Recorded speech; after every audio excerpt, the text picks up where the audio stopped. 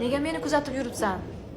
Men seni kuzatib yurganim yo'q. Anton ismli bu odam bilan Parijda mana shunaqa dahshatli voqea sodir bo'ldi. Antonning aytishiga ko'ra, kun davomida uni orqasidan mana shu shubhali odam kuzatib yurgan. O'zini himoyalash maqsadida esa har bitta bo'layotgan voqealarni videoga olibdi. Voqeaning davomida Anton bu shubhali odamdan qutulish maqsadida metroning eshigi ochilishi bilan bekatdan yugurib chiqib ketadi. Bekatdan chiqqach esa u odamni izidan aralashtirish maqsadida bitta joyda yashirinib, uni ketishini kuzatib turadi. Biroz vaqt o'tgandan keyin u shubhali odam ko'zdan nari bo'lganida Anton bu odamdan qutuldim deb o'ylab uyiga ketishga qaror qiladi va bu ish bilan katta xatoga yo'l qo'yadi. Chunki ertasi kuni Anton liftdan uyiga chiqayotganida uni mana shu narsa kutib turgan edi.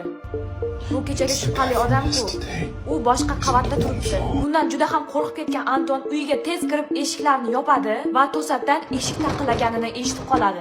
Eshikni ko'zdan tashqariga qaraganida esa u mana shu narsalarni ko'radi.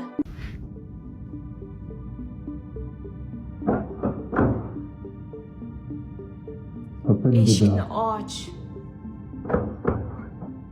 Iltimos. Eshikni och.